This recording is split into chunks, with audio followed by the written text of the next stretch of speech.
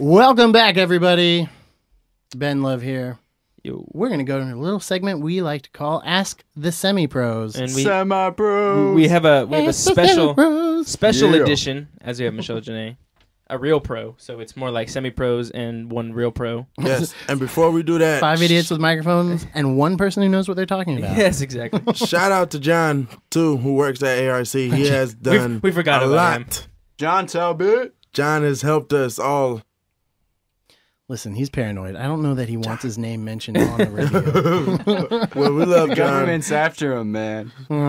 He thinks so. We'll just call him JT for short. There you go. Or Air Mover. That. All right. So, Code name.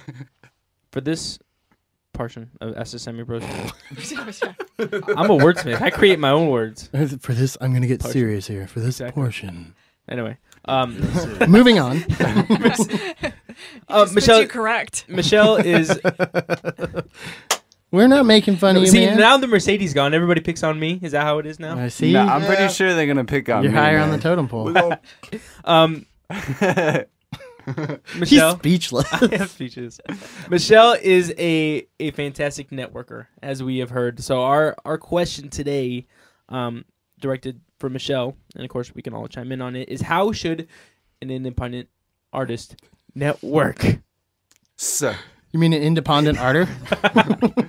I can't say my P's. The okay. arteries need to connect with the veins. Whatever. Need to connect with the nerves. How should an independent artist network? Michelle. Network.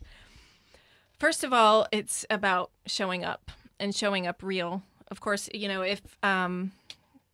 if you don't get out from behind your desk in your bunny slippers, if you're a writer, or you don't get out of your recording studio to actually mix and mingle with other people, it's very difficult to build relationships. Yeah, you might know the recording engineer, you might know the mixer, you might know the teacher, but really to show up and support other people, I think is the best way to do that, because then you show up without an agenda for yourself. And I think the thing that gets people, the hardest thing to overcome is, how do I promote myself without being pompous? You know, is in the corporate world, it was all about the 30-second commercial, and yet you had people that in a situation where a 30-second soundbite was not appropriate. You know, you don't walk up to somebody and say, "Hi, my name is Michelle Janae, and my business is Influence Fair." You know, you want to have conversations with people. So when you show up to support other people, you can kind of leave your agenda at the door, and talk to them about them. Again, the boomerang. Talk to them about them.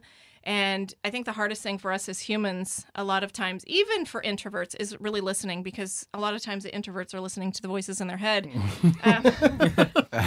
And I'm very much an extrovert, and I really, I don't know if it's old age or what, but I'm learning to listen to other people, and I have to slow down and really just stop my own agenda in my head from running, but go out and support other people and use that energy that you can see. I mean, when you actually like stand there, and even if it's not physical, but you can pat somebody on the back with what they're doing, the energy shifts. And whether that is the person that leads you to the next big connection, or whether they buy your CD, or whether they hire you to be their sound engineer, or whatever, you know, you don't know that. You just plant seeds. So absolutely show up, support other people, ask lots of questions. I think for people who write, one of the best ways to network is to offer to interview and promote someone else. So even for people that don't write, I mean, you guys can ask people to be on your show. One, you learn so many things from stories that different people have. Two, you're promoting them, so automatically you guys are cool in their eyes, because they're like, wow, you know, you're helping me. And Which is the real reason we brought you on here, just so you can Yes. promote us. And I will. Promote us. I mean, you guys, it works, but I also know too where your heart is, and so there's networking, and you know, you hear the bad terminology like schmoozing, and you know what often comes with manipulation, but there is something to be said for what's called enlightened self-interest. I mean, at the end of the day, we're humans, and we have needs.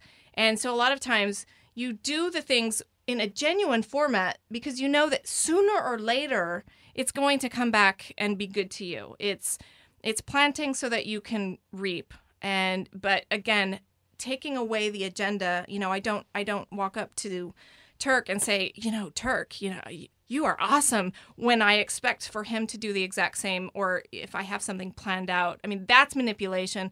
But to really be able to share something and then wait, without getting all ethereal and stuff, but you really just wait for the universe to kind of throw things back your way.